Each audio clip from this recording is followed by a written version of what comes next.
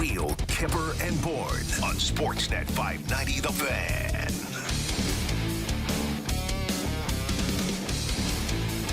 We hope everybody's Easter weekend is off to a fine start. Nick Kypreos, Justin Bourne. Hello. Derek Brandeo, Jennifer Rolnick, Sammy McKee. All with you for the next 2 hours. Also on tap for his regular spot on Friday, Doug McLean will join us at 3:25.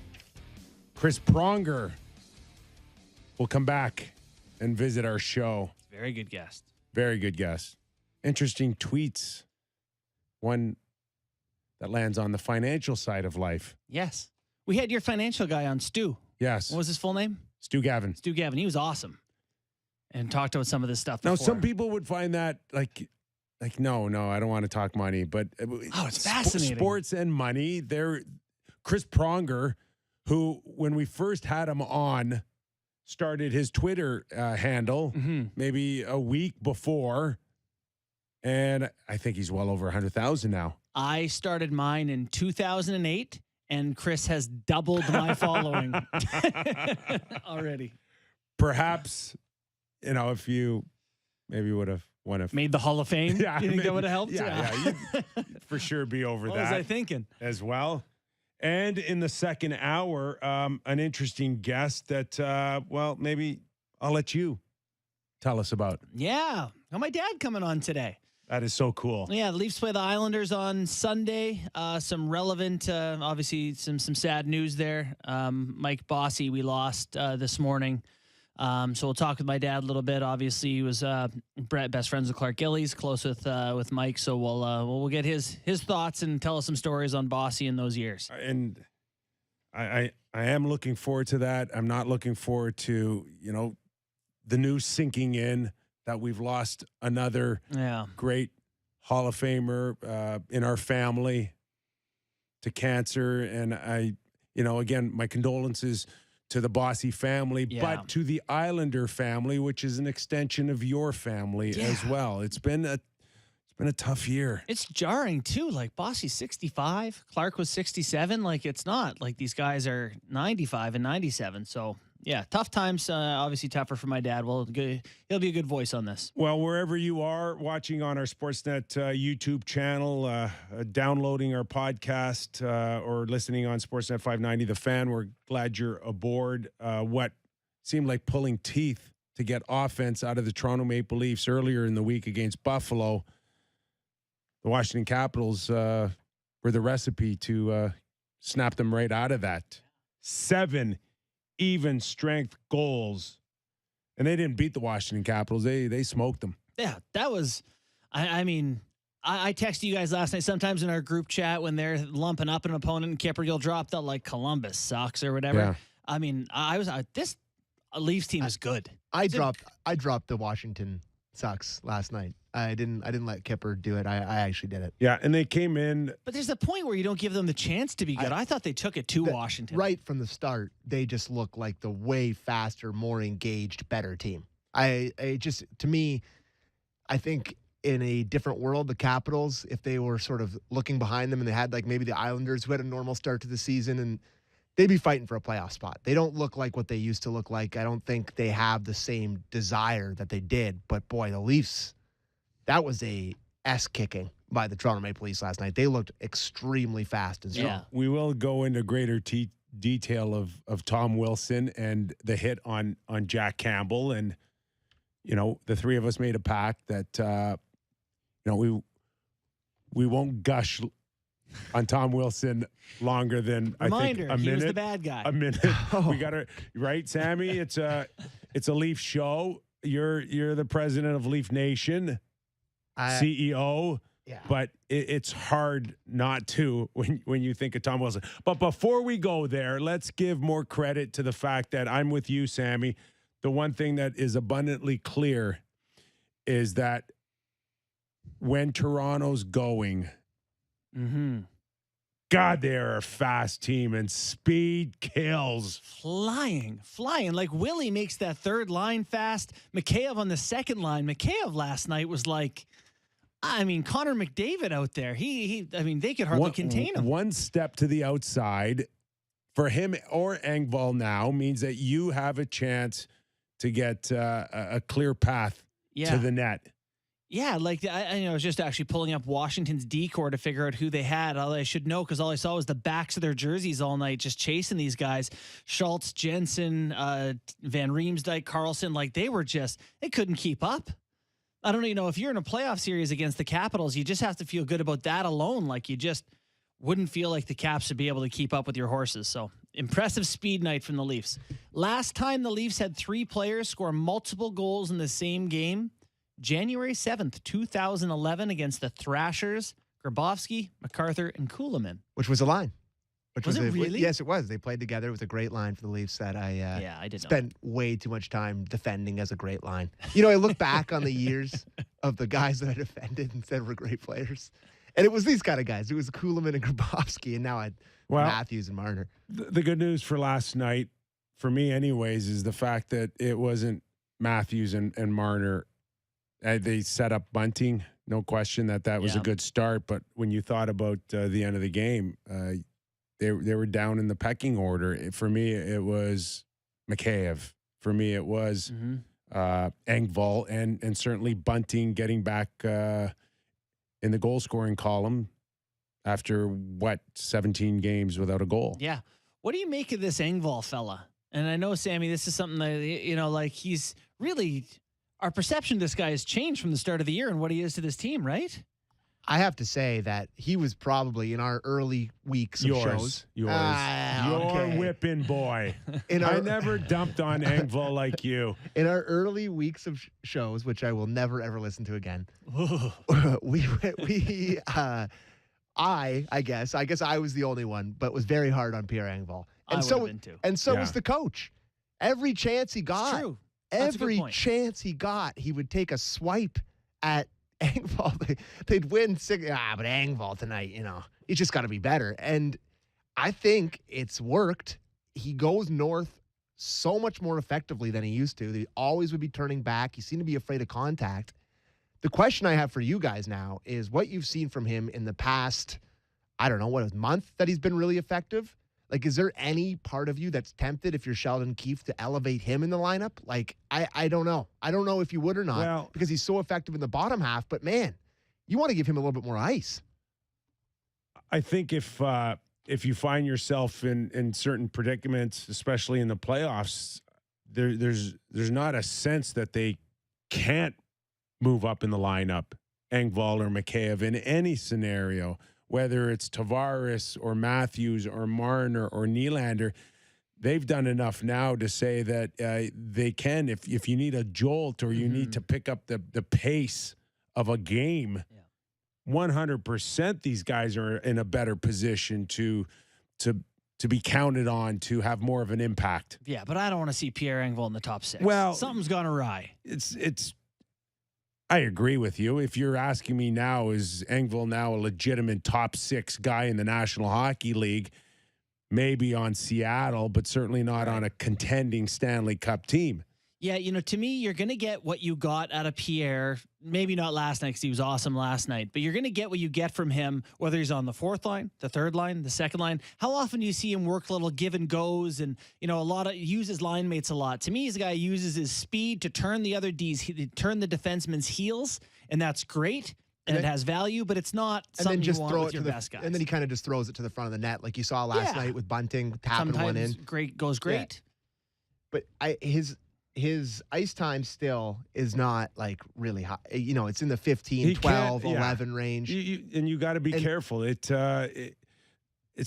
maximizing the most out of the minutes that you're giving. And if he starts going and creeping into that 15 to 18, that could be enough to drop his level. Yeah, I agree.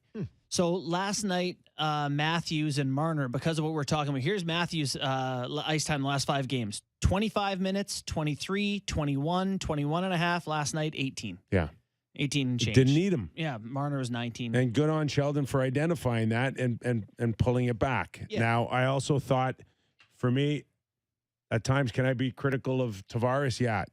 I loved his game last night. I loved the way he moved the puck. I think he had 4 assists. They took 1 away from him. He ended up with 3. 3. I loved his little feed coming over the neutral zone, the blue line with a little bit of speed, the nice nifty pass underneath the defender's stick over to Morgan Riley. Beautiful. And then ends up with the Lyubushkin hammer time. Yeah. Boosh. So a couple things from what you said there. How much ice do you think Tavares had last night? He's always around 17, 18. He was 14.04 last night with 3 assists plus 4. They for don't him. like Tavares at 20. No. So, and I think Night off. it's something you want to see from him is heading in the right direction towards the playoffs. But you mentioned Ilya Lyubushkin scoring last night. And there's just at any level of hockey, there are a few things that other guys in the team love more than when the guy who never scores. You know what it is? It's the fat guy touchdown. Yes, exactly what it is. Like, It's like- you could physically, they showed the bench after Lyubushkin powdered that one, by the way, like hard, low blocker, beat him clean. But the guys on the bench, everyone was extremely fired up. They look pumped. Love to see it. How about just the mojo and the confidence out of Lyubushkin now? Yeah. I can't see him ever feeling as good as he feels right now What a as spot. a Toronto Maple Leaf compared to where probably he was in Arizona. He's coming out of the KHL, and then he's kind of, he didn't get in the Coyotes lineup when they played the play-in games a couple years ago, and then he becomes a full-time 15 minutes a night guy for the Coyotes. He's playing 17, 18 minutes. Playing Morgan Riley, Toronto Maple Leafs. His family's just up here now. Again, let's go, Boosh. And the power of the Toronto media, just building anything they can with the Toronto Maple Leafs. I mean, now there's articles, I think, in The Athletic I read today that everything you didn't know about Lyubushkin, those type of articles are coming out now. Yeah, those don't right? get written in Arizona. Well, they got one guy, Craig Morgan. They got one guy covering the team. God. So there's not as many stories to write when it's one guy. But. Jeez. Arizona Republic is thin on thin on coverage. That's an article that Lyubushkin should have just in case, they get knocked out in the first round. Remember this? Yeah. Remember this one? Remember how good I was? Yeah, his, right? his agent is going to Kyle. 8 games before the regular season was over. Remember everything you wanted to learn about me, and now you're running me out of town? I'm sure it'll go just fine for him. But it was a good night. You know who it wasn't a good night for on the D-Corps? Someone who plays a similar style, Jake Musson. This is a big story, guys. Mm-hmm. You think so, eh? Yeah, I do. I think this is a very big deal, a very concerning scenario for the Toronto Maple Leafs. The fact that he is not feeling like himself and needs to pull himself back out of the lineup. This was a significant second concussion that he had that led to his most recent time off. Yeah. And so that's what we're talking about here. You think Keefe said is a flare up. So meant like brain.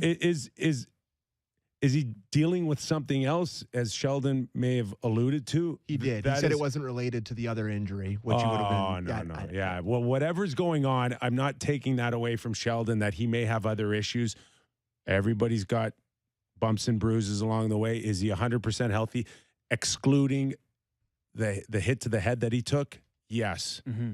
Do I think, from my experiences and then watching him, and let me tell you something, that goal that Carlson walked.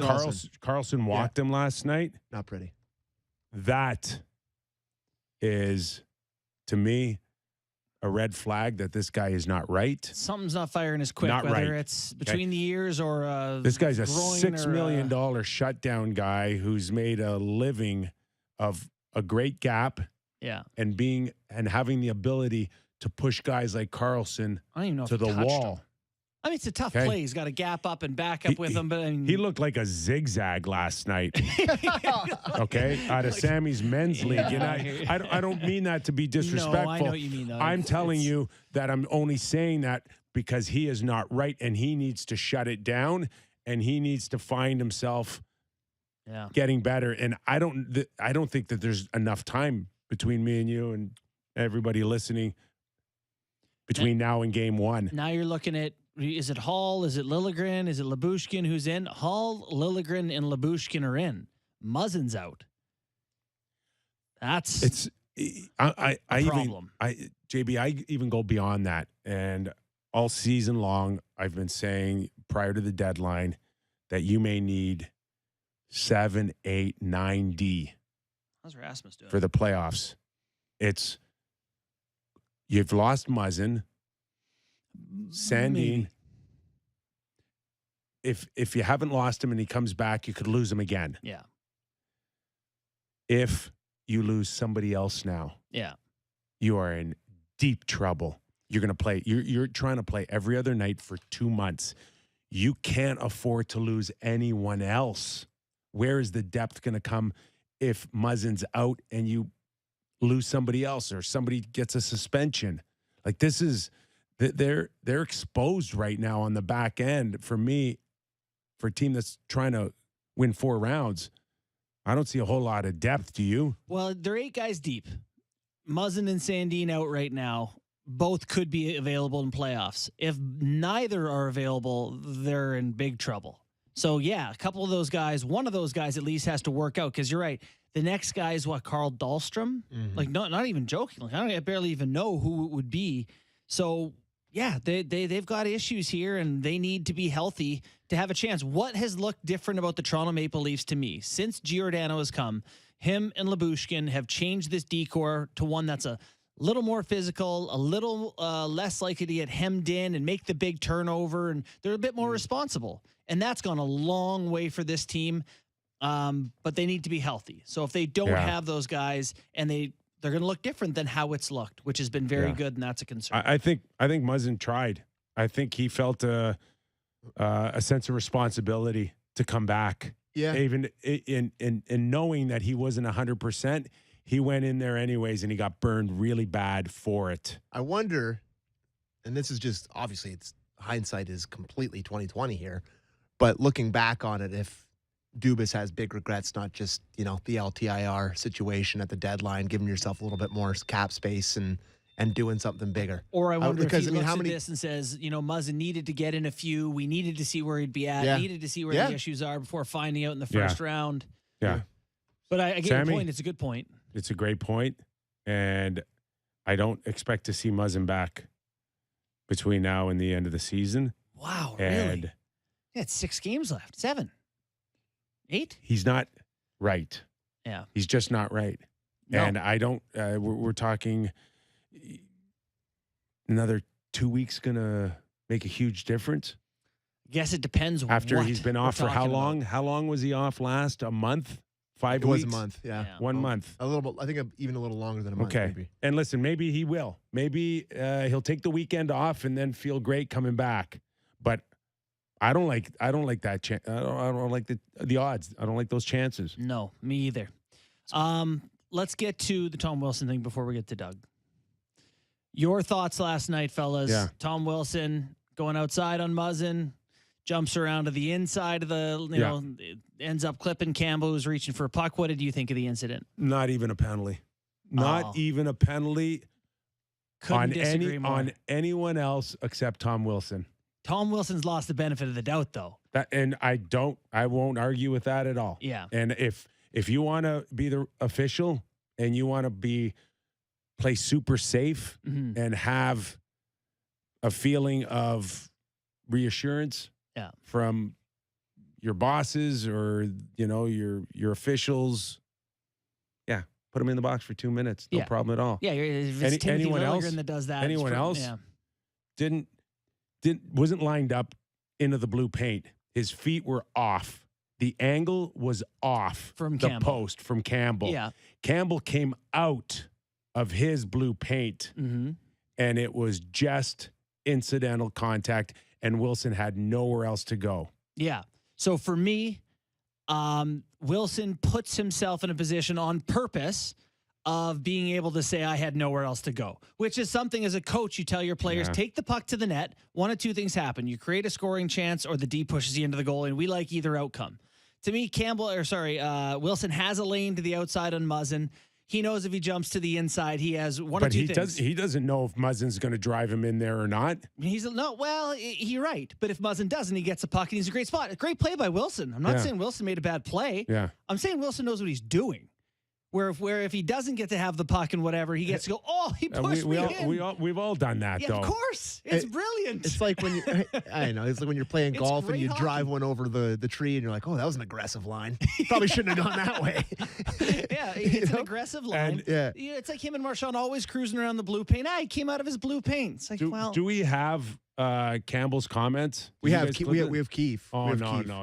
We got to. Jack was the key in all of this. giving you this info before the show. We were here for 2 hours before the show. Did I not? Nah, I didn't. Oh, my gosh. Could have mentioned it. It's all right. Campbell's comments were, it's a fine play. It's hockey play. He's a good He's a guy. I nice met him at the guy. All-Star game. Probably appear at the All-Star game. It's brilliant. It's brilliant. I got no problem with it at all. But that's smart, right? That deads the issue. That kills it. Now it's not like, whoa, that guy's an idiot, and the next time they play them in a week, it's a whole hullabaloo. It kills the issue. They won the game. You know, Keith had a quote. So when they played 6 weeks ago, Tom Wilson punked John Tavares, tossed him to the ice. Yeah. And Keith had a comment where he basically said, you're not going to change the way Tom Wilson plays. If we go jump Tom Wilson and everyone fights Tom Wilson, the next game Tom Wilson goes, that was good. Not only did I get what I want, I got to beat up 6 of their players. Yeah, but Sheldon never played that role, so he doesn't truly understand the depth of it. Yeah. And I'm just saying Sheldon liked that they kept playing last night. I get it. But, there's different ways you can go about it. And one of them is, maybe don't go after Tom Wilson, then go after Carlson, go after somebody else. But just don't do nothing. Well, Clifford did something. And just hope that you can keep playing. This is another Musson thing, though. Like, Musson sees his goalie get brained by a guy who's got Because a of him, long by the way. history. Because of him. Whatever. I don't agree that that's the case, but but Musson knows. Musson says nothing. Doesn't say, hey, next time don't. Like something. Muzzon's head's awfully soft right now. He doesn't want to go in there. It's another sign that it's like an issue. I love Tom Wilson. Like, he's just what's not to love? He's the main character. And he's on the bench. He's like, fight your own guy. He's like, I didn't do anything. And then he's chirping bunting for the monkey off the back. Like, he's all over everyone. You're watching a game like that, and you're saying, okay, you want to try to take runs at us? We'll beat you with our speed, our skill, our power play. By the way, is what now?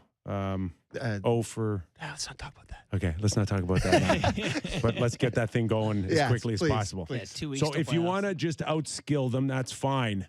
But again, my feeling is I'm not watching this for one regular season game. My envision is what's the season? What's a playoff series going to look like by game 6 or game 7 if Tom Wilson's out there running around like he's King Kong? Or shoot it in their net more than that. Right? You're just so sick of it. And, that's the only thing is how much are they going to be able to take? And if they beat them, what's going to be left of them? How much can any team take? If Tom Wilson's going to do what he does, and you just have to beat the hockey team. You're not going to You just have to survive him. You just have to survive your tornado. Correct. Yeah, you're talking about one guy, though. But teams are watching right now and saying that is the recipe to go after the Leafs. Just be more physical against them. If anyone watched the Toronto Maple Leafs wash the Caps 7-3 last night and said that's the recipe, I know. The Leafs are going, yes. Yeah. I have to say that I thought they answered other than the immediate response to Tom Wilson, which I hated. There was nothing. But after that, they matched them physically the whole game. I mean, you saw Riley throwing hits. You saw like Marner throwing his weight around.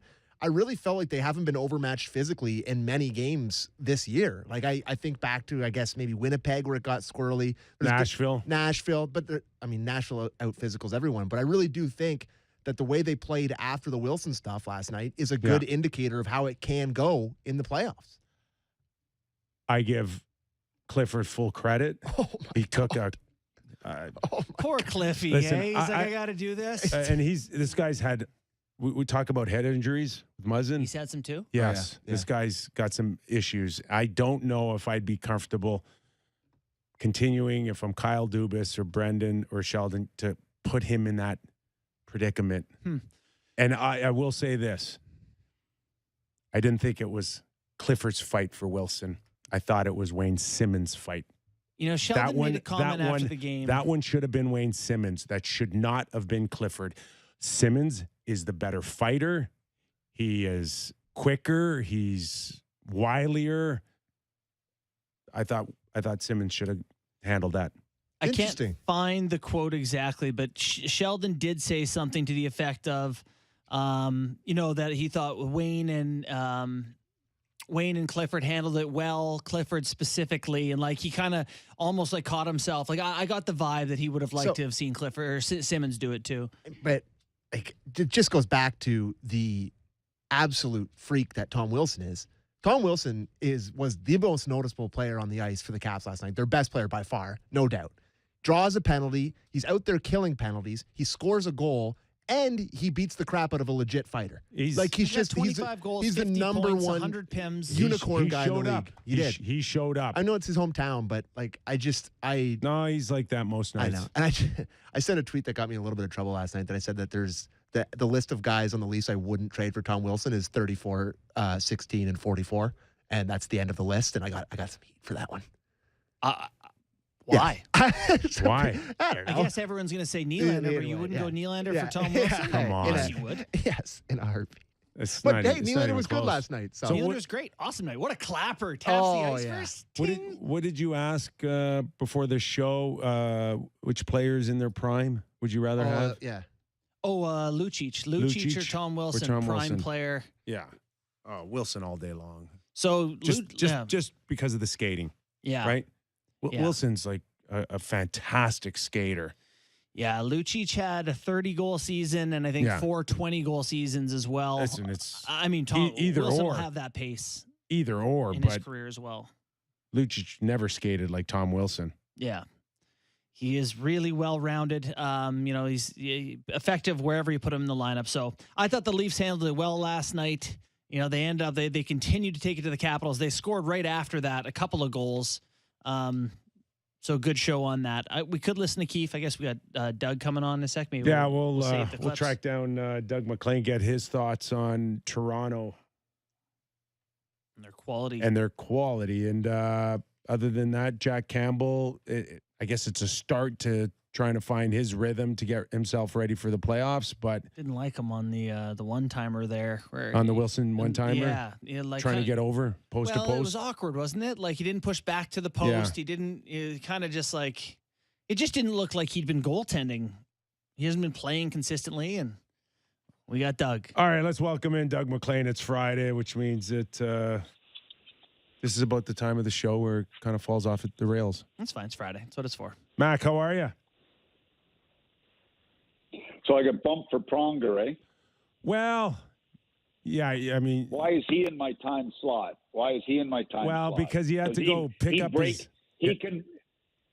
Like, did he take a math course since he retired so he can determine how much people make? Like, seriously, we all know the tax laws, Chris.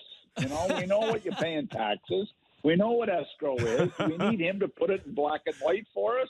And he becomes a superstar. I mean, I followed him because, but I didn't think I was going to get, stuff from the accounting department when I followed him. I thought I was going to get some juice. Do you think he wrote the tweets? Yeah. Think so? Well, I mean, what's the feel- point? he's a You smart think guy. he got an accountant to do it for Or a him? PR guy or something? Why? What's the point then? Doug's right. We're gonna ask him. He's coming on the show, and he bumped Doug out of his spot because. Go ahead. That's the story of my career. I got Robbie Niedermeyer instead of Scott. I got Sean Pronger instead of Chris. I mean, You got the wrong brothers, man. Oh, Robbie Niedermeyer was my all-time favorite. I love that guy. And Sean Pronger was the best. Every time I'd send him to the minors, actually he put it in his book. I used to just go in I sent him up and down 10 times one year, to the minors. So I said, Sean, do I have to call you in every day and explain, we've got too many guys and we need you playing. Do I have to do that every time? So he said, no, let's just do it this way. You walk into the dressing room and just nod at me. I'll pack my stuff and leave. And he said that he really, really appreciated me as a GM, but his wife hated my guts. Oh, I'm So anyway, sure you took away other than her that- Apple money. That's what you did. Oh, they were great people. Great people. So anyway, last what's going night, on? the Leafs run over With the exception of Tom Wilson, they run over the Washington Capitals. So is it, by the time game one starts, are we seeing last night's version of the Leafs or the one before that against Buffalo? I hope it's not the Florida version or the Buffalo version. I don't think it will be. I mean, look, this team has lived with this all year, the embarrassment of the Montreal series and the embarrassment of the last number of first round exits. I mean, I've got to believe we're going to see a different team coming into the playoffs. I've got to believe it. Now, the challenge is every first round is they're going to play Tampa. I know they played well against Tampa, but you know, it's going to come down to probably Vasilevsky versus Jack Campbell or the other guy. I mean, that's going to be a tough matchup for the Leafs, but the Leafs are playing better today for the most part than Tampa have been. Tampa's, of course, they haven't had McDonough, important guy. You know, that blue line of McDonough, Hedman, Sergachev is going to be a tough matchup for the Leafs forwards, but they'll really test Tampa's defense too, I think. Doug, we were watching the Leafs try to answer to Tom Wilson last night and the physical element that he brings. Sheldon Keefe in the past has said he just wants his team to keep playing. You're not going to change the way Wilson, operates. What are your thoughts on the Leafs' ability to answer physical teams, which seems to have been one of their question marks in the past? Well, I don't care about matching up in a fighting situation. It's will they match up with determination when Hedman, McDonough, even Sergachev, Bogosian, and these guys? I mean, the Tampa have some guys that'll mix it up. Maroon. It's not about the fighting. It's about will they battle through the pounding? Will they battle through on the forecheck? Will they battle through? Last night was a great win because they didn't score a power play goal. 5 on 5 goals is what it's all about at playoff time. And with your playoff chipping in here and there. I'm still a little worried about some of their guys, but I think Matthews, I love John Tavares' game last night. Nylander's been good lately. I think it's just going to be an unbelievable series. Let's not forget, Columbus beat Tampa at their grinding game. Not with their skill, but with their grinding game. So how can the Leafs match up? It's going to be skill versus skill. It's not going to be grind like Columbus brought to the table in that series. It's going to be more skill. So tough, interesting matchup. Is something going on with Vasilevsky? Pulled last night. Would there be a concern there? He's supposed to be the only one really in the East that everybody's convinced is the proven one, right? A sure thing almost. But you're watching Tampa Bay sliding, and that's got to be the first place you look, right? Well, you know what? He to me, he's the best goalie in the league. He and Markstrom have been pretty well rock solid for a number of years. I think it's probably rest. I think they're concerned. I mean, they should be. They play. The biggest break Tampa Bay got for me is McDonough getting hurt because they didn't play the living daylights out of him. Hedman plays a ton of minutes. He's a big body guy, but look, it wears on you. I think they've got to be a little bit concerned about fatigue, even with their top forwards. I mean, I watched them play Detroit. If it wasn't for their power play with Stamkos and Kucherov and Point, they wouldn't have won a game in Detroit a week or 10 days ago, the last time I actually watched them. They play their top guys a lot. And, this time of year, you start to get a little nervous about it. And they've taken some heat. They haven't been that good lately, guys. No, one of the top guys that gets played a lot or has over the past couple of years in Toronto's Jake Musson. I don't know if you watched that game last night, but he got cooked by Carlson on the on that one goal. He didn't go at Wilson after clipping their goaltender. He just didn't look like himself, and now it sounds like something has flared up for him. He's not in practice for the Leafs. What are your thoughts on what's going on with this guy? He's someone they were counting on heading into the playoffs. Yeah, I mean, he was beat bad on that goal. He caught a little off balance on it or what, but it looked awful. I'm not sure he doesn't look to be 100%. The other thing, and I mentioned this to Nick, I mean, have they played Brody and Giordano one shift together? I mean, these two guys were together 10 years. Have they played one shift together in Toronto? I think they're saving them. What is you're right. that? I think saving them for what? Just what in case. Saving them for? Well, it's like spreading out the offense. They don't make the playoffs. You don't want to load up. They're in the playoffs. Well, they haven't played together for a couple of years. You think they might want to try them together the odd time. I mean, I sometimes I watch them go into a couple of games with a small lineup, and I'm thinking, what are you doing? And you're just getting crushed. Then they put some big bodies in the lineup. They look like a little bit of a different team. You got Gio and Brody who they haven't played. I don't know. Maybe I'm wrong, but I don't think they played one shift together. And yet they were together for 10 years. Like, seriously. I mean, I like Brushkin and Bruskin and Buskin, whatever his name is, but come on. I mean, they got to get this blue line. This top four on their team is going to be critical in the playoffs. Labushkin's a star right now. Oh, yeah. They're writing articles on him that tell you everything you need to know about him. I read the articles on Hall, too, a year ago when he was a star. Okay, good point. Just switch gears a little bit. I'm almost scared to ask you, but did you read the Athletic article on Eugene Melnick's legacy? Maybe a thought. Maybe I might regret it, but a thought. Yeah, I read it, and you know what? Look, I've been around owners for a long time, 24 years, and they're really tough people. You know what? I didn't like it. I got to tell you, I didn't like it. I didn't like the fact that the article was written after Eugene Melnick died or passed. I didn't like it. I mean, if you're going to write that article and you've been working on it for a year and a half or whatever they were working on it, then you put it out, you have the balls to put it out when the guy's still alive. Or you go to him and you say, this happened. He should have the right to say, yay, nay, it didn't happen, debate it. But to write that after he's passed, I didn't like it. And I've known lots of things about, we've all heard Eugene Melnick stories. I don't know, we all hear them. But shouldn't a guy have an opportunity to debate it instead of when he passes and his kids and his family read this? I know, but and I mean, look, if something's going to, there's some bad things said, Mac.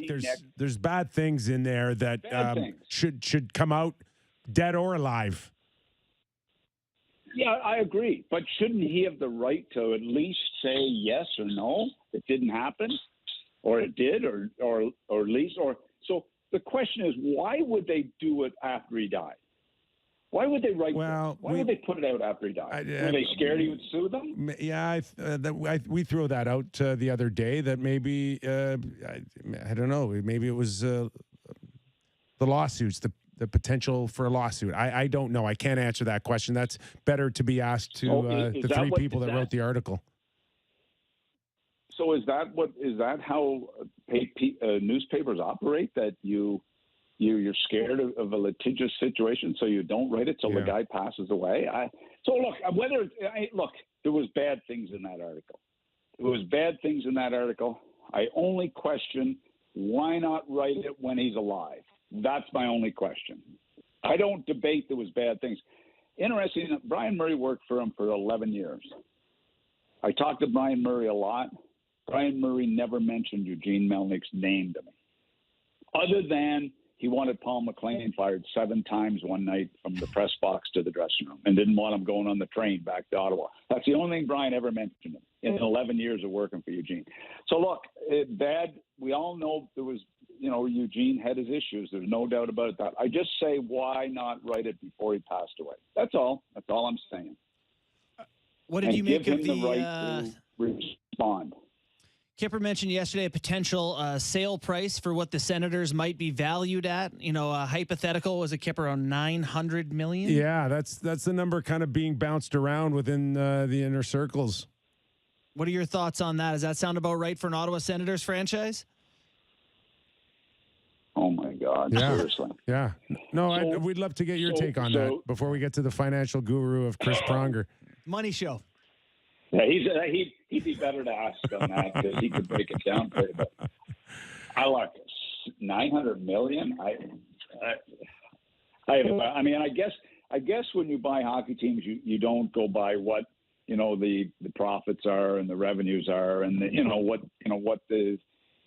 the multiples are around.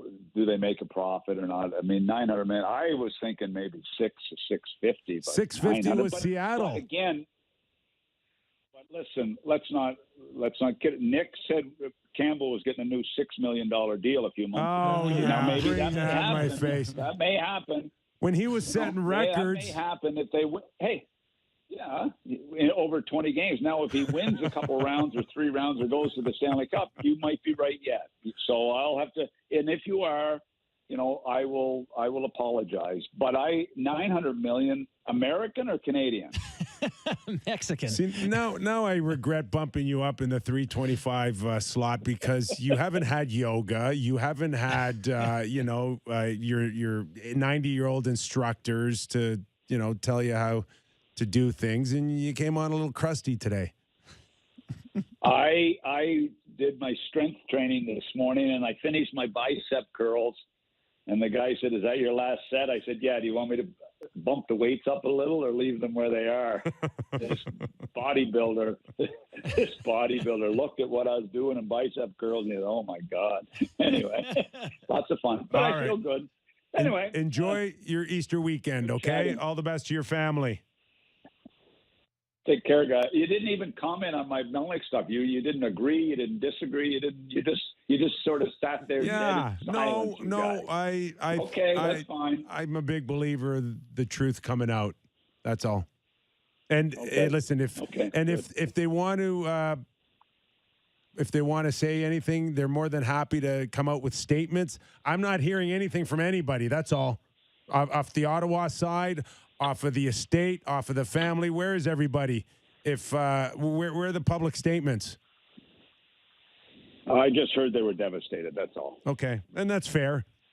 That's fair. They're not going to come up with public statements anyway. Okay. Thanks, Mac. Thanks, man. Thanks, Mac. Bye. Well, I don't know. I know, Kyper. Listen, I don't know what to say. I mean, they were reporting this some bad things in that article that were before he passed, alleged. So if you're going to refute them, come out and tell us. Right. They were writing this a year before, or even more, 16 months. I think you had mentioned yesterday before he passed. Once you have done that, and a guy gets sick and is dying or whatever, he's not going to answer questions then. He can't answer questions once he's gone. What do you do with the information then? Just, it doesn't go away once you're dead. Doesn't. Yeah. So I just don't get the sense that we're going to hear anything from anybody anytime soon. And it just will just all move on. Yeah. It is. I will say that piece went out to strange quiet to me. And I do feel like some of the quietness was about people not being sure how to deal with it, given how recent his death was. Because there's a lot of stuff that I think is usually it should have been my Twitter feed yesterday. Should have been all about that. Yeah. No disrespect to another show on this station, but it was 7 hours after it came out. They're like, "Oh, that came out." Like this article should have dropped with the weight of an anvil. And it didn't. No. And you're right. It just kind of Yeah. Anyway, what's going on tomorrow? Okay, we're going to take a quick break here, catch our breath, and welcome in Chris Pronger after the break. You're listening and watching Real Kyper and Bourne. We'll be back after these messages.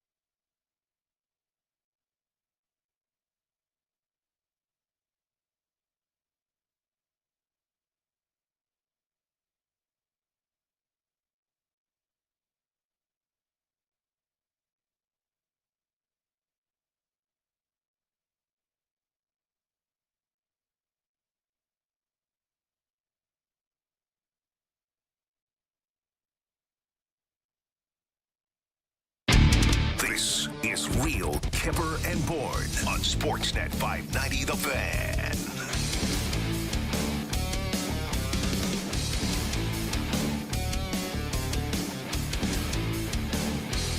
Working on Chris Bronger as we speak. Sammy McKee has got the man. We'll welcome in Chris Pronger. You know, Doug McLean was not very happy getting bumped out of his slot. I said, you're not a Hall of Famer. You're not a Hall of Famer. And you're not that smart financially, right?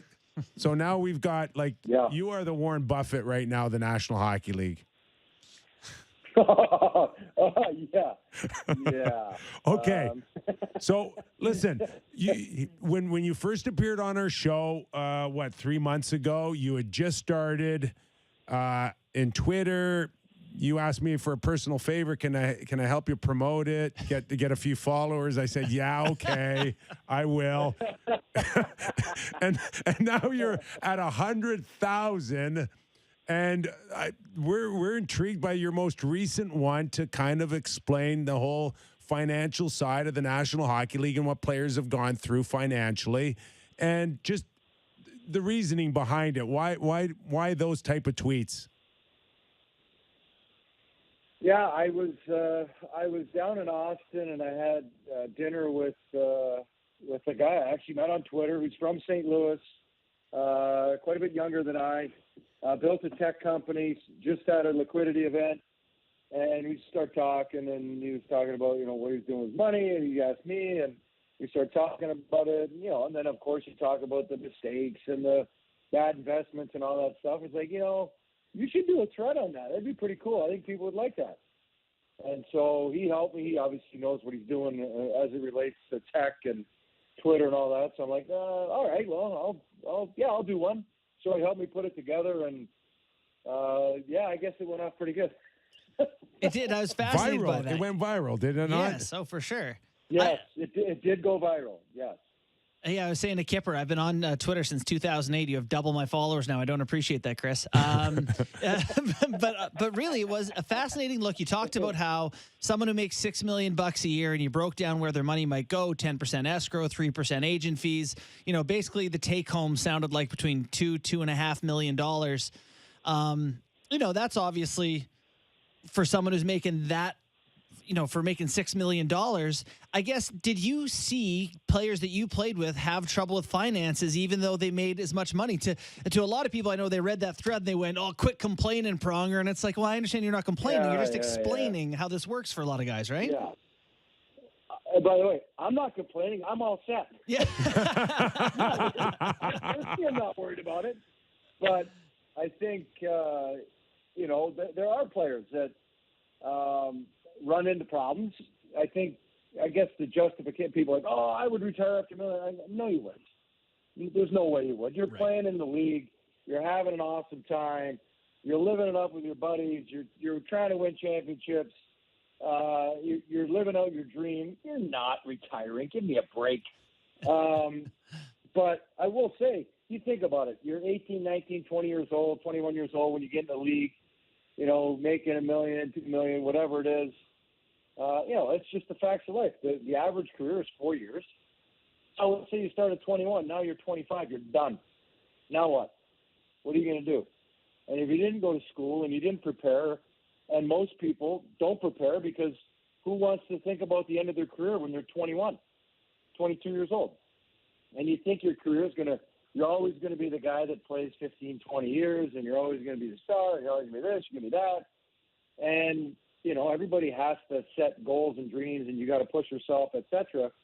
But you also got to look at the bigger picture and go, okay, what do I need to do to set myself up for retirement? What do I got to do to make sure that I'm not going to struggle when I'm done playing, whenever that is? And I have seen players. I'm sure Kyper's seen a lot of former teammates that are struggling now that, they're down on their luck or what have you, and you're just like, well, how did it go wrong?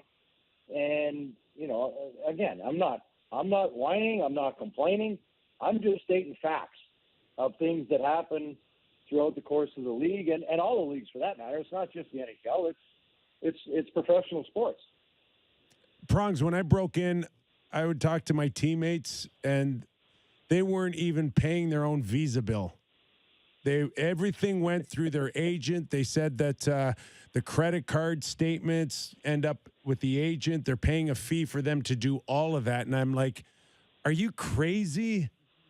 Not even knowing how to pay off a monthly visa. When you broke in and, you got your signing bonus, you were a top pick. Was that stuff that you were greatly interested right away? The awareness of that type of money? Yeah, I mean, yes and no. I didn't have a whole lot of overhead. I was 18 years old, so I bought a car and I had to write a bit of an insurance check. What was your bonus? I lived with a family, so my bonus was $1 million, but I got $800,000, but I still had to pay tax on it. So typically, if you're not, I just threw it in the bank and sat on it for a while because I had my car, and then I was good. But people will spend on all kinds of stuff, and when you're 18, 19 years old, what do you know? And so I lived with the family, and he introduced me to somebody in New York that he knew very well, and then that kind of opened up a relationship there. But not everybody's that lucky. A lot of times the kids will come in at 20 and they're living on their own, and they're having the time of their life, and it's honky dory. But you got to have some kind of structure, just like when you're coming to the rink and preparing for games, you have routines and structure. And when it comes to finances and life outside of hockey, that stuff kind of goes by the wayside. We don't have structure and we don't have routines in place. And so it's more or less just shining a light on it and trying to wake people up to, and more importantly, the athletes themselves are like, you got to take care of yourself. You're young. There is a long runway after you're done playing, and you can set yourself up for success, but you got to start early. Chris, how often do you feel like there are sharks around you because people know that you have some money? Like, I know that a lot of former athletes, I think some people in business maybe assume they don't know how to deal with money, and they approach them with offers and opportunities that are maybe not that viable. Is this something you have to watch for now that you're not playing anymore? Well, not so much that I'm not playing anymore, just because I'm not really about that stuff. But yeah, there's lots of people that come to you with deals, and they know you've invested with this person or that company, and you got to vet all these things, and you're looking at stuff. But by my age now, I've seen all these things and made my share of mistakes. All the stuff that's in there, I made those same mistakes. Mm-hmm. I had 2 cars, I had 2 houses, I had all this stuff, and at some point you're like, okay, what do I need that for, and why don't I use that and put it to better use? It's just sitting there. So when you're young, as you very well know, somebody can tell you what to do and somebody can walk you through the perils and the pitfalls, but until you experience it yourself, where you have a aha moment, you can help guide and steer. It's pretty hard to tell a 20-year-old, 21-year-old who's a millionaire that, hey, you got to do this. They've got to kind of come to the realization on their own, but you can guide and steer them and kind of show them why and kind of guide the process. And if they want to follow, great. And if they don't, you know what? That's their decision. The important thing is, though, I think you try to educate yourself as much as you can. And at some point, I think you got to have faith and trust somebody. You can't do it Greek style like my mom and dad and just stuff it in their mattress, right? Yeah. So do you think? You do have to trust people, but I think when these kids are coming in at that young age, on my thread, I was reading a lot of, well, doesn't the NHL do something? Doesn't the NHLPA do something? Don't the agents do something? And unfortunately, in a society where there's a lot of lawyers and a lot of liability, it only takes one mistake and the wrong introduction to create a legal storm. So, yeah, they kind of do. And I think the league's taken steps with regards to, having yearly summer summit with some of the young players and walking them through, what it's like to be a professional, how to handle the media, how the league operates. There's some stuff on finances. There's some stuff on, the pitfalls, the Rob Raman situation, things like that. But as it relates to finances, it's so complicated. It's so complex. There's so much going on that, and not knowing one person to the next, what their knowledge of it is, it's hard to it could be boring for one and very intriguing for another. You don't really know where to start. And so, I think there needs to probably be a little bit more. And also they're in a great big group and, they're tired. They've been listening to people talk to them all day. They're on their phones. They're like, most of the time they're like, oh, it's never going to be you. I would never do that. And by the way, I was the same way. Chipper, you were with me at training camp. Brad McCrimmon was my roommate, and my defense partner. Everything that he told me came true. And I'm 18, he's 36. He could have been my dad, for God's sake. And everything came true. And of course, he's coaching in Detroit when I played my 1,000th game in Anaheim against Detroit. And I talked to him after. He's like, so now that you're schooling all these youngsters, how does it feel? And how does my sage wisdom sound now? I'm like, see, you were 100% right on everything. Oh my God. I grabbed the meal money envelopes like I won the lottery, for God's sakes. Yeah. Yeah. No doubt. Yeah. So it's crazy. I was going to ask Prongs, like what is the purpose of having Twitter or 100,000 Twitter followers or wherever that's going to end up for you, what you wanted to do with that. But I want to parlay that a little bit into how important is it to have purpose after you're done playing in the NHL? I think a lot of former guys struggle with finding the next thing for them. And I do think it is important to find something, right? You can't just do nothing until you die. Yeah. Yeah, no, you can only golf so much. You can only, do all this kind of stuff. Yeah. You do need purpose, and you need, as you all know, you need structure. As a hockey player, your day is planned out for you all day, every day.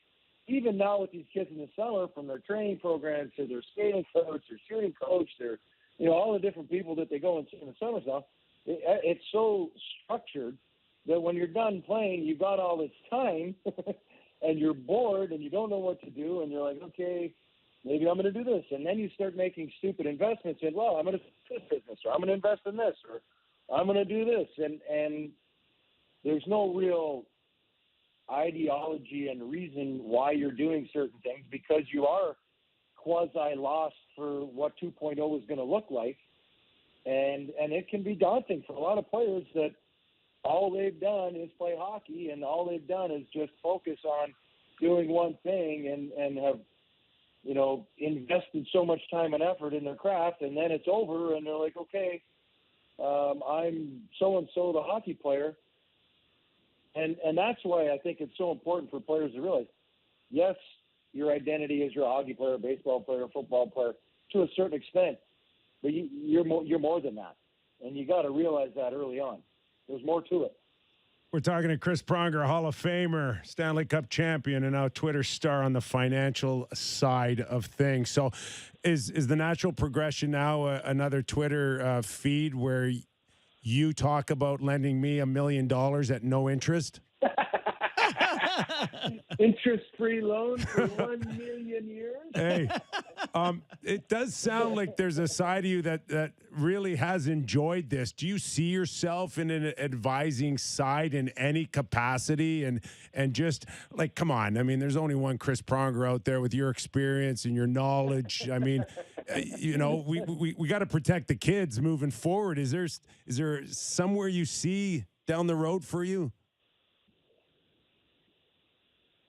Been great as I've had an opportunity to talk to a lot of really good people and just to start conversations. And they've already begun talking about all this stuff and kind of working through what it might look like and how to do it.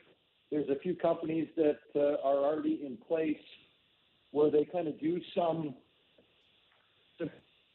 for athletes and corporations and things like that. So it's actually really been great to talk to them, to see what they're up to. I hadn't heard of half of them, because if you're not researching it and looking for it, you're never going to see it because it's not advertised. So it's very interesting, and they've got great platforms, and so I've got a number of calls set up over the next month just to kind of see what they're doing, with wealth managers, with companies, with education platforms, and really just to kind of see what's out there. And, if there's a different way to do it, or a way to partner with them, or a way, just to tell my story or what have you, just to kind of keep it real. And you make it about yourself more so than some random person, or you're just berating somebody and, about things that they did versus what you did and the mistakes you made and the successes you've had, and et cetera. I mean, we all have our ups and downs.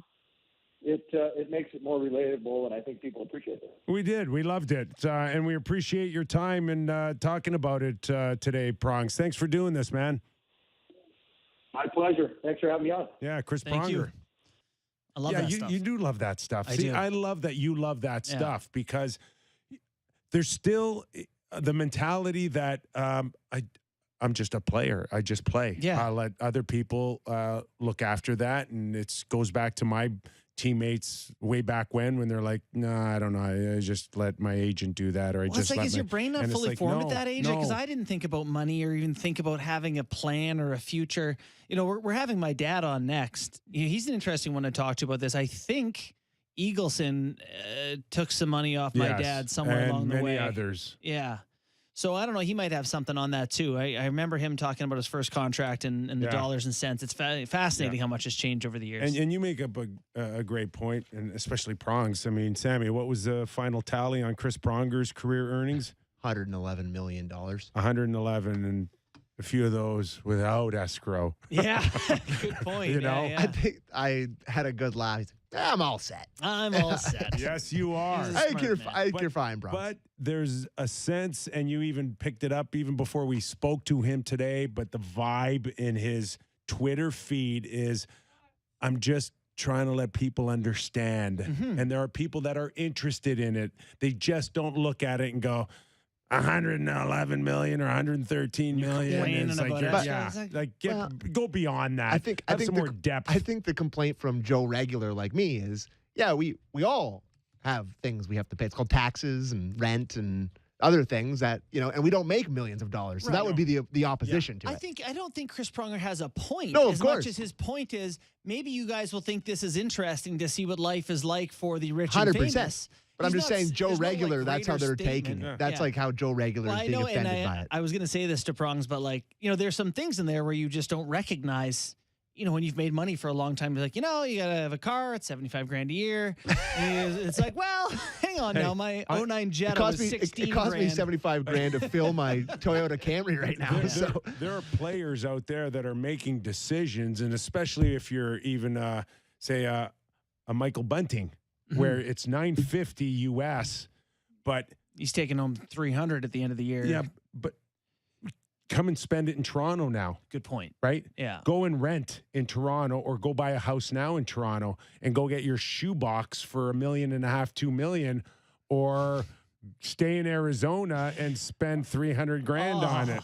So I did that. I lived in Arizona before Toronto. My rent was $800 a month, $808 in Arizona. I had a 3-bedroom place with a pool with beach sand that went into the pool. Oh my God. And I came up here and I saw the places they were showing me for $1,500 a month, and I was like, I'm sorry. I was like, I'm not living here. And so they showed me 10 places. I said no to everything. And eventually I had to move up here for work. So my real estate agent was like, all right, well, we got you a place. It's $1,600. It's on King West. Yeah, it was like 490 square feet, or 510, I think it was. Yeah, got to go outside to change your mind. Yeah.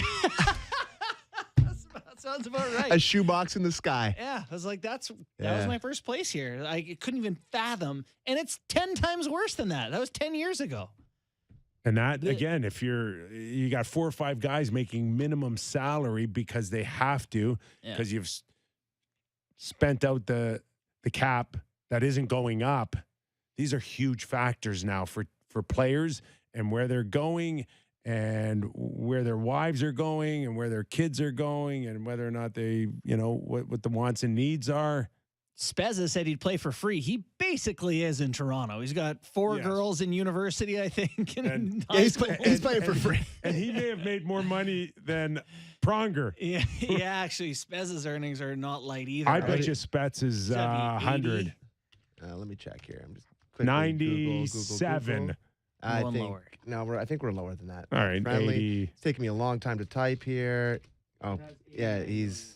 I was in the ballpark. 89 million for Spezza. I guess, 89. I don't. You guys don't even need me here. I got Derek on the Some case. of those guys. 89,750,000. What were the years there where everyone was making real money? That was like, I mean, fairly close to your time, was it not? I was thinking Yager was making 10 million 30 years ago, wasn't he? 30 years ago, we had, I believe in the late 90s, we had $10 million players. Yeah. And no wonder now- the league wanted and a now- salary cap. And Sid has never been over 8.7 million a year. That's got to be the most underpaid athlete of all time. Value to dollars has to be Sidney Crosby. I think he's. Doing And fine. you know what? Canadians I think- love him for I it. think that's your next article. Most underpaid Yes. athletes of all time. Yeah. Yeah. Yeah. Well, yeah. You It's want a to good one. strike a nerve? It's a great.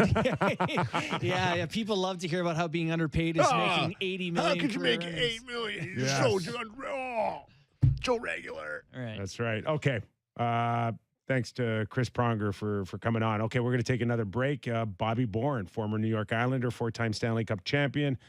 We'll get his thoughts on the unfortunate news of losing hockey great Mike Bossy and Justin's dad.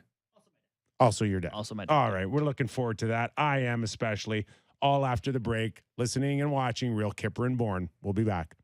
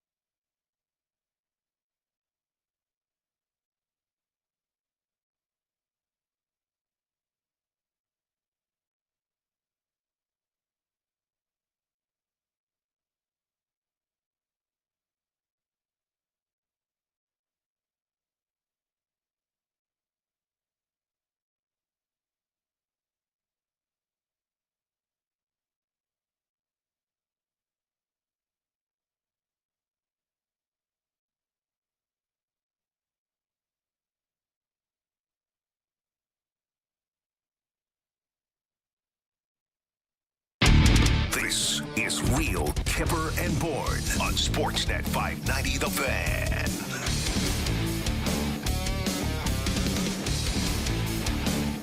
I'm really looking forward to our next guest. And that's why I'm going to give you the honor of introducing. This is my time? Yeah, this is your time, man. Do we have him, Sammy? Do we have our next guest? I don't know. I'm here. All right, there he is. We are joined now by Bob Bourne. I believe Sammy has written former New York Islander, four-time Stanley Cup champion. Thanks for joining us, Dad. How you doing today? I'm doing really good. I was busy this morning. Yeah, I'm feeling really good. So, yeah, I follow you guys all the time, so that's kind of interesting. Yeah, no, we appreciate you coming on, and obviously a tough time right now in New York Islanders land. Obviously, the passing of your friend there, Mike Bossy, today. Our condolences, mine as well, to you. I know it's got to be a tough day. Do you have any particular memories of your time with Mike that you want to share with us? I know, again, it's just got to be a tough time. Well, I think the biggest thing with me, Justin, is he was one of those players that taught me how to be a player. He came in 3 or 4 years after I did, but he still taught me over those years. He was very concentrated. He was intense. All he cared about was helping the New York Islanders win. And that's why I love Mike Bossy. He played, he played as hard in the tough games as he did in the easy games. Like he played, we were in a tough division those days. I know Kyper, you'll understand, is like the Rangers and the Flyers and Boston Bruins, right? And there was a lot of brawls in those days, and probably a lot of it was because of Mike Bossy, because we were trying to look after him. But he didn't need it, because he just came to play every night. Bob, first of all, a big thrill for me again having you on the show for no other reason. I'm having such a blast working with your son, and I also had an earlier thrill. When Clark Gillies, unfortunately, we lost him, but just getting him on the show, what felt with like 3 or 4 weeks before his passing. I'm a Toronto kid growing up, Bob, and loved the Leafs, grew up. My Sittler, McDonald were my heroes, but I fell in love with the Islanders too. I fell in love with your New York Islander team for no other reason because of the things that you stood for. Watching you guys win those Stanley Cups, and just watching a guy like Mike who kind of went against the grain a little bit when it came to what we experienced in that era. And most of the players had to fight their own battles. And it's not that Mike needed to fight his own battles. It was just he was so above and beyond the skill level that it was just all about, like, he could have scored 60 or 70 goals in any era. This guy was that good, wasn't he? You know what, Nick? He so was. He was the type of guy that, whenever our team needed a really goal, it was amazing. Like Mike Bossy scored the goal. And what I loved about him is, like I said before, like he played hard in Philly and he played hard in Boston. He didn't care. The poor guy was subjected to a lot of physical pain in those days. They'd have a checker on him like Tiger Williams or Stan Jonathan or something like that. And it didn't bother Mike one bit. Like he'd go in and score 2 goals in Boston or 2 goals in Philly. And, we used to play, some softer teams. And I'm talking about, I don't know, the Cleveland Barons or something like that when they were in the league. But, Mike never ate up in those. He ate up in the tough teams. And, our biggest rivalry was obviously the New York Rangers. And Mike always showed up to those games. How does the rest of the team feel right now here in Toronto? I know you follow along and seeing like Austin Matthews chasing 60 goals and all the pursuit of the personal records. How did it feel for you guys, like watching Bossy or even at times Trache chasing 50 goals or 60 goals? Did it feel like it overshadowed the team, or were you, in support? You wanted to do that for him? How was it for the rest of you guys? Oh, no, definitely in support. I was on the ice when Mike scored his 50th goal in 50 games, and I'll never forget the night we were playing the Quebec Nordiques, and he had to get 3, he had 47. He had to get 3 more that night. Well, he scored 1 in the first period. He scored a second one middle of the third period, and then I was on the ice, and I'll never forget, I was in behind him, and he was in that slot where Ovechkin sits, and he got a goal there, and I'll never forget his reaction. It made him so happy, and Mike deserved it. But my God, the stuff he put on the sheet, 9 50-goal years in a row, my God, that's scary to me. Bob, it's not like he was the first pick overall, and he did score a ton of goals in junior. But was there a sense right off the bat when you watched him at a training camp or those early few months that you had a teammate that was going to be something special? Oh, I'm so glad you asked that question, because I'll tell you what. We were very close to becoming a good team in those years, like 78, 79. So when Mike came, I saw him in training camp for the first time, and I says, oh my God, this guy can't even skate. I looked at it, I said, this is our first round draft pick. But I'll never forget the very first game we had that year was in Buffalo, and that was the years of Perreault and Rennie Robert and Richards and, Schoenfeld and Donnie Edwards. They had a really good team. So our first game was in Buffalo, and we were both really good defensive teams. And halfway through the third period, it's 0-0. And all of a sudden, with about 5 minutes to go, Trache and Bossy go down, and Boss scores a goal literally from the blue line. Just a little, you know how his wrists were, just a little flick, like Austin Matthews. It was just a little quick switch. And it went in 1-0. He scored a goal 2 minutes later. We won 2-0. And that's kind of when we all looked at each other and we said, okay, this guy's going to be okay. Yeah. Here in Toronto, they're trying to get over that playoff hump. And I know you guys kind of came up against it in the playoffs before breaking through and winning all the Stanley Cups. Is there something that has to change for a team? What was it for you guys that allowed you to sort of plow through, the roadblock and eventually finding your way to postseason success?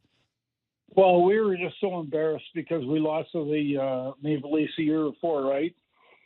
And Lanny McDonald's overtime goal. Right. Lanny McDonald's overtime in Game 7, right?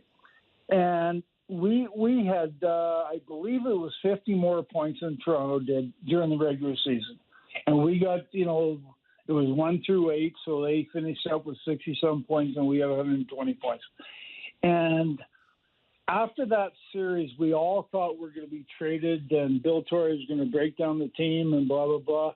But he never did. He stuck with he stood still, didn't do anything, and we realized that we had something special. And that's what the coaches said the next year was we got something special. And the old story is you got to learn how to lose before you learn how to win, right? So here I am looking at Toronto, and they got, I love their team, but they still, I know they lost to Boston twice and blah, blah, blah, but I still don't know if they can get there. They have to lose. They have to probably play one of the best teams in the league in the first series, and that's going to be a beautiful series. And was the tweak for Butch Goring being traded from L.A. Part of that equation? Changed everything, Nick. I mean, we had the number one line of Trache, Bossy, and Gillies, and then we needed a second line, which I became a Butchie's left winger, and he was probably the best center iceman I ever played with. And no offense, Trotch, because it was beautiful when I played with Brian, but no, I believe, the other teams couldn't concentrate on Trache, Bossy, and Gillies. And then we had, our line, and then we had that third line of Merrick and Tonelli and Nice. They couldn't play anyone against us. And so Butchie turned everything. How important do you think, like, the team aspect? So I look at the great teams in the NHL today, and the Tampa Bay Lightning win cups, and they got to break them up because the salary cap. No one gets to be a team for a long time anymore. The way that you guys stayed a team.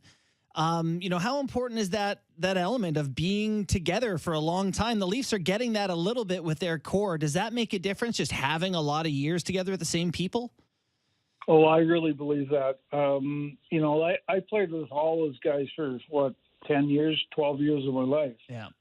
Like Tommy Johnson and Anders Keller and Gordy Lane and all those guys, Wayne Merrick and the Bobby Nystrom and stuff. We're family, and both of you guys have played on teams. We're your family, and that's what we became. I mean, the wives were involved, and we just became so close. But I really believe that one thing that goes amiss with all our Islander teams is we won 19 series in a row. Right. Mm-hmm. Well, no team is ever going to do that again, ever. It's incredible. I'm watching Tom Wilson last night for Washington, and I'm like thinking about your teams, and you had like 5 Tom Wilsons. You know what, Nick? I was thinking about that today. I saw the fight last night. I saw it this morning, actually. And Tom Wilson would have been a superstar of our team. I love that kid. Like he's one of those guys like Marchand. You hate playing against him, but you can sure play in my team. And Tom Wilson, to me, is one of the superstars out there. Well, condolences to you and the Islander family and to the whole hockey world. We lost a great one, but I can't thank you enough for coming on, Bob. It was, again, a thrill for me, and I hope your son feels the same way. But thanks, Dad. He's too young. He's too young for me. I feel like I got my autograph book all over again out talking about your team, and I'm looking at your kid going, you're too young, man. Oh, come on. Yeah. Well, thanks, Dad. We appreciate it. Yeah, anytime, Justin. And Nick, anytime you want to call, give me a shout. Bob Bourne, New York Islander, 4-time Stanley Cup champion, and dad. Yes. It's funny as I've gotten older, looking back at those like Islander years and some of the memories I had. And when you're a kid, you just don't even like appreciate what's around you. It's just your everyday. It's hard. It's hard. Yeah. Like the other kids that you're around are also the kids of hockey players. So it's not like any of us are like, this is cool, huh? This is your family. It's not your team. Right. It's just, it's your family. So then you get a little older and you're like looking back and you're like, hey, that was kind of a thing, huh? Yeah. But anyway. And that was awesome. Yeah, that was awesome. That was awesome. It was awesome. It really was It awesome. is sad. It's another sad day. It's losing. I hate to say this, but it feels like losing Clark all over again. I know. Another one, and you're like, okay, enough already. We're losing these guys too young, and I grew up. They were my heroes. I loved listening to your dad because every time he dropped a name, it's like, oh, I had his hockey card, or I had his sticker in my SO book. And I collected all these. And it's really cool for me to be a part of that conversation. I am too young I have no idea about the Islanders' dominance. I just, it's just an era for me that everything. They had everything. And my dad will just, anytime I bring up, they say, oh my God, that team. It's like, it's just. What's funny is I didn't know that he talked about losing to Toronto in the first round. They had like 50 more points or something. So how good was that team for 5 years or 6 years? I was at Ross Halpern's basement. It was a Saturday night. It was a party, a grade 7 party, and Lanny scored in overtime. Oh, you guys must have gone bonkers. Went crazy. Crushing the Could fun not day. believe it. I was out of my mind. Sammy, I was super fan Sammy. I was taking the role of Sammy, watching the Leafs upset the best team in the league. I got it. They say that the team you're a fan of when you're like 8 to 13 years old, when they're good, that's the team you're a fan of for life. that's you at that age of the Leafs winning.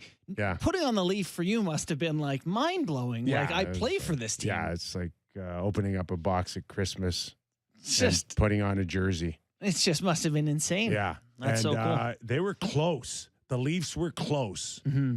And then I don't know what happened. Imlach came in and hated everybody and blew it up. Yeah. Gordon Stellick showed up. Oh, come on now. Oh, Gord was a super fan like me, I think, out of Vanier, Georges Vanier. But that was a lot of fun. That was a lot of fun. All right. First off, we need text requests. Oh, we Text do. 590 Sammy, are we 590. doing that on a Friday? Yeah, end of the show on a Friday. We're taking texts and tweets at Sammy McKee or text 590 590.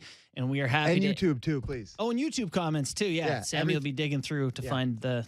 Okay, most so relevant ones. we've got Carey Price news. There's a sighting of Carey Right. Price.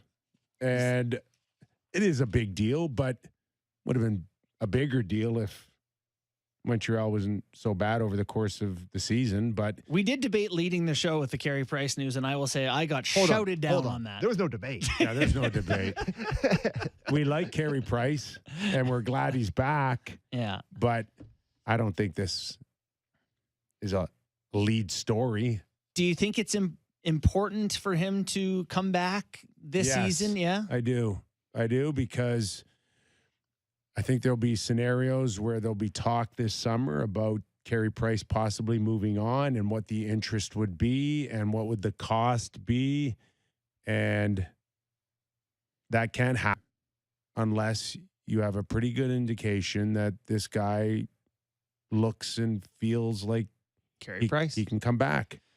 I wonder if he's interested in going somewhere else, not because, he's not an all-time Montreal Canadian great or anything, just because, he's been through some stuff there. The team's not going to be very good. He's at the end of his career, I would say, statistically, his age.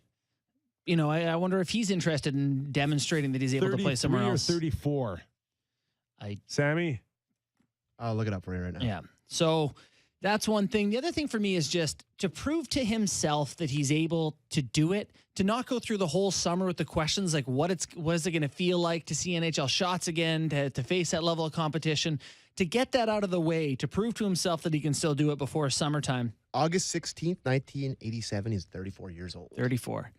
You know what it reminds me of is when someone tells you, we need to talk later. This is that like uncertainty. This gets it out of the way. Even if the news is bad for Carey, just get it out of the way and get in the net. He had surgery that was described as a 4 to 6 week injury. Like he was supposed to. Remember, we talked about him for Team supposed to come Canada. back. We talked about him playing for the Olympic That team. feels like a lifetime Does ago. anybody, or is this Doug, kind of like Doug Armstrong on our show was like 4 weeks for the Olympics and was like, yeah, he might be the guy. Oh, yeah. Does that get discussed at all? Does that ever get talked about? Like, why? What happened? I mean, we heard swelling, okay, but like, come on. Like, you missed the whole season? What else was there that, what went wrong that you diagnosed 4 to 6 weeks that turned into 5 months? There was never any day where you would have expected a report from the Canadians. So I get why they just kind of sat there and went like, oh, no one's saying anything. Yeah, But no one's going to say anything. clearly something did not go well in the recovery. I highly doubt that they were like, let's just give this an extra 3 months. Yeah. So something went wrong. So where do you think Carey Price starts game one of the next season? I was going to say if 2022, 2023 is right? That's what year we'll be in? What? We'll be in Montreal? He'll be in Montreal. Okay. And I would think that they're going to need teams that would be interested in Carey Price would need a lot more than a handful of games left in this regular season. So? He can come out and look great in one or two of these games, but it won't be enough. We're talking like Detroit, Buffalo, New Jersey. Any of those teams want to pay? Because Price has, I don't know how many years left on his contract. I will look that up. But he's got years left on that deal. It is such a hard. It's so hard, and you're going to have to attract a third team to take more money off of his contract. He's at 10.5 on an AAV. Even if you asked Montreal to take $2 million off of it, it still might be too expensive for till most 2026. It's kind of reminded me of Roberto Luongo at the end of his career in Vancouver. Remember when he came out? He's like, my contract sucks. And everyone's like, you're making a lot of Don't money. say that. Yeah, but then he wasn't able to be moved because of how much money he was making. Mm-hmm. Yeah, that's likely the situation with Price. The one thing is that the real dollars, he's made the bulk of real dollars. He's only owed 7.5, it looks like, for the last few years, which matters. I'm sorry, 4 left? 4 left after this season, yep. Okay. And he's not owed 10.5 in real dollars. What is he owed in real money? 7.75, 8.5, 7.5, 7.5. Okay. So that helps. Take some of the sting out. You're looking for team. If you're like cash poor. Yeah, if you're Phoenix. Who isn't cash poor? All the owners just took one off the chin. Dallas, maybe. Yeah. Yeah, but I don't think he'd be. Honestly, I think he'd love to be in Seattle, right? Oh yeah, he's a Pacific Northwestern guy. Northwestern. But they kind of kicked that out the window by spending $10 million on 2 terrible goalies. Well, can you find a taker for Grubauer? Leafs. Leafs. Well, listen. Let's start with just watching him in his only appearance coming up, and we'll go from there. Hopefully it goes well. I'm rooting for him. I know he's been through some S word, so rooting for him. But Sammy, if we have any questions, let us know. I'm going to ask us our own questions until I'm told you have one. Oh, okay. Play-in tournament, NBA. So here's the format for the NBA play-in tournament, Kyper. 7 plays 8. 9 plays 10. Yeah. And then the winner of 9-10 plays the loser of 7-8. So you win your 7-8 game, you're in. So they have an advantage over 9 and 10. It's not like if the 7 seed has to play the 10 seed or something. It's 7 plays 8. Yeah, I know what you're asking. So do you like that for the NHL? There would be great interest for sure. It's another game or two to sell. These teams are all interchangeable in the middle anyway. Where are we on the priority list here? Is it strictly a financial? Are we going to bring Pronger back to Twitter thread what it would mean to allow more people into the dance? But right now it's like Dallas, Nashville, LA, Vegas. Who can tell them apart? It wasn't supposed to be this way. Play a game or two and the winner gets to play in the playoffs. It wasn't supposed to be this way. Teams weren't supposed to lock in their playoff spots in November in the East. Right. Right? It was supposed to parity. It was supposed to be parity. We had nothing resembling parity this season. No, we didn't. West is. Right? Yeah. So, I don't know. I like the fact that it's a really difficult system to get into a playoff scenario. You have to have a good season. You have to have a really good season to make the Stanley Cup playoffs now. Here is why I think so. I am pro play-in. I think generally it's a cool idea. I couldn't be more anti. Here's why I hate which is great something for because your point. You guys both grew up in the I'm getting a ribbon no matter what. Right? I never got a ribbon for anything, buddy. No, because it wasn't good enough. But here's a point in Sammy's favor. This year, and you can't listen to, there's always going to be these one-offs, but this year in a playoff in the East, the Islanders and Columbus would be playing a 9-10 series to play the winner of Boston, Washington to get into the playoffs. Right? Yeah. And that would give the Islanders a second chance at life. That's what you wanted. That's what Barney wants. Because they got screwed by COVID and the rink and the new schedule rink, and right? They're the biggest bounce back candidate next year, the Isles. They are for sure. But you're devaluing your 82 games. And I don't like that either. I would actually like to put more value on it. That's what I was going to say. You have a regular season to determine. You play 82 games to determine who the best 8 teams are. Right, but you play this whole thing where it's like, so this team's injured and this team traveled more and whatever. They got 89 and 90 points. They're the same team. Listen, the NBA's doing this, and I got to tell you. What's the response? I'm sure as hell not turning on Pelicans Clippers tonight. I don't care. If it's Columbus and whoever, Philly, not Philly, they're terrible. Yeah. Who is it going to be? Columbus? Islanders. But it's not. I'm not turning that on. I know, but it's like the outdoor game now. You're not turning the game on Yeah, unless it's Toronto. It's a regional thing. I'm a sucker for the outdoor game. I still turn it on for a period. In the or two. West, you'd have Vegas, Vancouver for the right to take a crack at Nashville, Dallas. The Jays weren't playing. Maybe I'd watch it.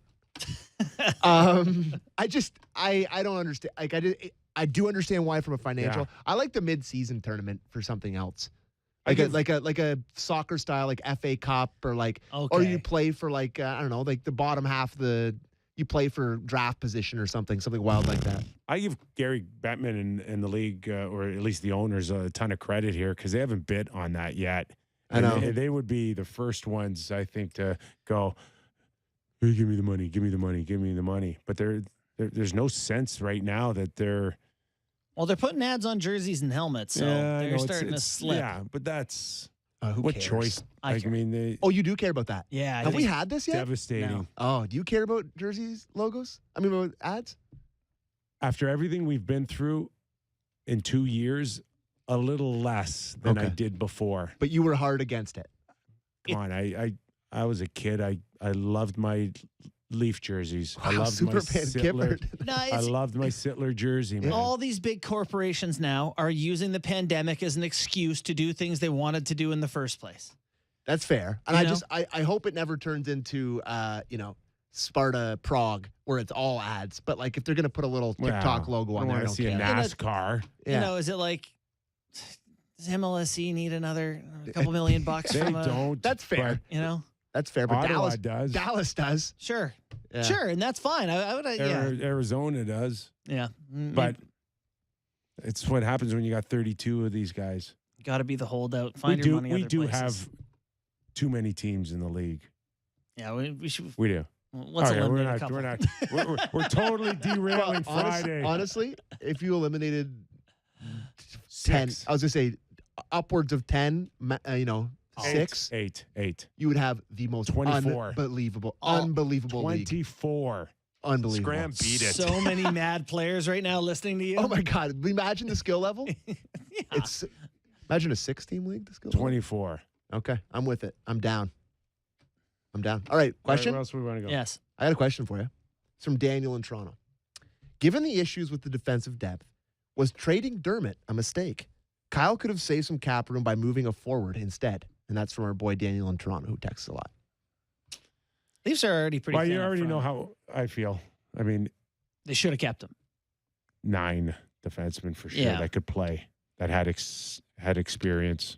I do believe that they do favors for people in hopes of the word being spread that the Leafs will do right by you if you go play there. I think that's part of it with Dermott. Dermott wasn't getting the chance and didn't feel like he had opportunity to get better and get more minutes, and he was disgruntled, and they said, go enjoy somewhere else. Yes. And if we fall short of one defenseman and we lose in the first round, at least you're happy. Yeah. Didn't they do this with Mikko Lehtinen? They traded him to Columbus, and I don't want to hear that. no, I know. Hey, I agree. They could have used him. I think they had a hard time they fall in love with their own guys, I had a hard time saying, Derms, you're just going to sit out and watch for the rest of the year. That's a spot he would have been in here. Yeah, he probably would have had a tough time getting back in the lineup, especially if they're going to trade for Giordano. But they probably had to trade him to fit him in. The cap is such a friendly thing. All right, how about this? This is from Kevin Francisketti. Oh, boy, I butchered that. Francisketti? Yeah, sure. Is it Lou's son? No, I don't know, but I just butchered that. It's Friday. What is your ideal fourth line heading into game 1 of the playoffs? Clutterbuck, Cizikas, and Martin from 2016. Yeah. Who's it? Moen, Marsh, Draper, Yeah. Maltby, Yeah. and McCarty. Who was the fourth line Sounds better. for the Ducks? Moen. Yeah, Travis Moe and Sammy Paulson. Yeah. Was it Marchman? Maybe Brian Martin. Mm, Fast was. I forget. Who it Okay, was. we can't All throw right. the name Blackwell out fast enough. I like Blackwell. Right? Blackwell's in the mix. I thought- Kasha. Oh, okay. Kasha skated, by the way. We should mention that. Yeah, I saw him It's skate. on the ice. Yeah, quick twirl. Fingers crossed. I mean, if you're going to get him back by playoffs, he's got to be on the ice by now, at least checking. Mm-hmm. That's a start. Hope that he gets a couple games in. Sandin's on the ice. Kasha's on the ice. Muzzon's And then they could be off the ice. And then Yeah. they're on the ice. You just keep your fingers crossed that they can just a sign that carry they a very could be long stretch of games now because the that's options. where you are right now. But Is Spezza there for game one, guys? Spez is definitely there for game one. For game one, yeah, but I don't think he's in my ideal fourth line. I think last night was my ideal fourth line. I like that. Clifford, Simmons and Blackwell. I like having the ability to kind of put some more offense in there with Spezza and Abruzzese. I do like putting those guys in. Abruzzese. Say it with confidence and no, yeah. Abruzzese. It's Abruzzese to say. Abruzzese. But I do like, especially if you're going up against Tampa, who has a line like that, Perry and Maroon. I like that line last night, and I think that Clifford and Blackwell gives it enough speed that it can play. Yeah, I'm sorry. I'm thinking. I'm not disagreeing. No, that's okay. Yeah. I just don't have that many iterations here, not many options. I thought the focus of last night's game was to start thinking about what game one could look like. I will say I do like when that they have the option to have two tough guys in Simmons and Clifford. Two guys that when something happens like Wilson, at least there's guys you go, well, who's going to do something? Well, there's someone who's two going to do guys something. that might do something. Are you now convinced? Are you on board with me and Sammy that Hull's out game 2 if all things being equal without injuries? You buying more if into everyone's that? healthy? Yeah. No. I'm still. You guys are still wrong. I don't know how much better, I hate to say it, but I don't know how much better Musson is than Hall at this point. Like, I don't really think you're having a big drop-off. Well, again, you're talking about Musson, who's at 70% or 65%. Are you anticipating a big uptick in play? Because I'm not. That's all you can do. You have they don't have their number one $6 million shutdown guy. There's going to catch up to them. But if he's a third pair guy playing 16 minutes, you like having Jake Musson in that spot. But if he is 16 on the third pair, it's because you're getting him looking like he did last night and not the real Jake Musson. Yeah. Does that make sense to you? It does, because if he looks like the real Jake Musson, he's getting 20. Yeah. Correct. Yeah. It's tough. It's tough. I'm concerned last night is the real Jake Musson. They can all stay healthy. Yeah. But because they really have looked so good with that decor. He is just not himself, that's for sure. And last night proved it. That's why he's out. And that's a good call. I don't know if Musson made the call or the team made the call, but time to step back. It's the Teoscar where they saw Musson looking hesitant and they said, we're not going to let you take that next swing. We're going to sit a couple out and try to get better. What are they saying about Teoscar? Better things than our boy Matt Chapman last night. You guys didn't like that Holy the way that game ended? I went to bed pissed off. How do you take the bat out of Vladdy's hands when the bases are loaded? It was a stock blooper. Freeze, go back to first base. That's little league stuff. And Chapman, where are you going to go to? I was sick about it. I actually couldn't sleep. I was so mad. It's the 5th game of the season or whatever. I was actually so pissed off I couldn't sleep. Anyways, it's a bit much. Jay's offense looking a little thin without Teoscar and Danny Jansen. You guys saw the case of Little Buddha I brought you? Because I screwed up with Nyes. I did. And I know where I went wrong when I first made the bet. And that was... Oh, yeah, look at Bourne. I didn't know... Natural peach tea and grilled pineapple and rosemary. Now on raspberry coming soon. Nice. Just in time for the weekend. Oh, yeah. It's because I didn't remember he was a freshman. That's why. That was the issue? That was the issue. Well, listen. And I didn't backpedal. I brought you a whole case. They're not cheap, Sammy. Well, I know because I've been buying them, but no, they're under $3 at the LCBO. It's great value, premium vodka. It's nothing different than any other.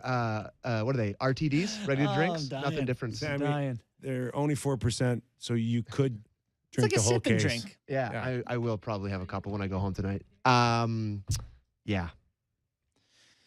Tonight we got the Montreal Canadiens. Listen. Uh-oh. I'm saving my best Kippers clipper. For this moment right now. Let's listen. We talk about Sheldon Keefe pumping up the tires of his players. Listen to this voice pump up this player. It's just long, and I leave myself an absolute grinder here to put it close to try to get a part, try to get a 79. I'm looking around and stalling for some reason. Let's see what I do here, and point. It's lovely. Not going to lie. Love that touch from there. Was worried about it, and I'm very happy that it went there. Now, will I hit this trembler for par? Will I execute? The bottom of the cup, baby. A 79 at Don Valley. My boy Gary's thrilled. I'm thrilled. There's a scorecard. Thanks for watching. That was our boy Sammy describing himself golfing on TikTok. Follow got a Sam TikTok. McKee on TikTok. Thrilled. Sammy There's- McKee? Sammy, you've lost your marbles, man. You got to get some help. That is not normal behavior out of a person. I'm It's thrilled. not. Kid, for this, everything is content You now, gotta man. screw loose if you're spending time doing that. I have to. Everything is content now. I'm the golf guy, buddy. God, I am embarrassed. Oh my, as you should be. Tomorrow, 9 a.m. Golf guys, 8 a.m. or 9 a.m. tomorrow? 9 to 10. For a 79 at how many takes Don did you Valley. have to? How many takes did you have to make your 79? None. I was had it. All I'm flabbergasted. right, you're not lying. I'm thrilled. Oh God. I'm Please. thrilled it's going to be a good drop to have. I will say that played well yesterday. But yeah, I looked at my scorecard when I was on the 18th tee box. I was like, I'm going Not to do a little supposed to video count. here. You're not supposed to count. I always count. Anyway, I'm not that big a mental midget. I can count. Handle Anyways, the pressure. yeah. All right. Anyways, that's Thanks- my best thanks for- Kippers Clipper. Thanks for throwing me under the bus there, buddy. Yeah, I you're appreciate welcome. that. Yeah. Well, hey, get some TikTok followers All out right. of the deal, Sam McKee. Yeah. Tonight, we got 2 games, the Winnipeg Jets and the Florida Panthers. Just No 2 one games. 2 games. The schedule's bizarre. Friday nights, there's just no You games. know, next week there's almost 60 games. They're just packing them in. And then there's back-to-backs. I'm telling you, guys are going to be tired. They're going to get hurt, and they're going to be off by game 1. It's honestly going to be like the team that is the healthiest is going to have the best luck in the postseason, which you wonder, a team like Florida, let's say they build up a big lead, could they rest a bunch of guys and just be the healthiest team? It'd be a huge advantage. Canadians plus 126 underdogs at home Saturday night. Carey Price in the net against the Islanders tonight. Minus Any 149. money if he gets a shutout? Probably. I don't know what it is exactly, though. Would you? I would need some Would you time to put figure it a out. few bucks on that one, Sammy? I would not. Carey myself. Price pitches a shutout? No, I'll put your money on that one. Wow, that was fun today. Good show. Good show. Thanks for watching. Thanks for watching, everybody, listening. Bobby Bourne, Justin's thanks, dad, Dad. a great guest. Doug McLean, Warren Buffett, We had Warren Buffett on today. a.k.a. Chris Pronger. Great week, guys. Our thanks to Derek, Jennifer, Sammy. Drink responsibly, Sammy, this weekend. No promises. All right, Justin, great as always, pal. Yeah, thanks, Thanks for Kipper. all of Good you week. watching, listening. Give us a rating and review. Love hearing from you. See you on Monday. Real Kyper and Bourne.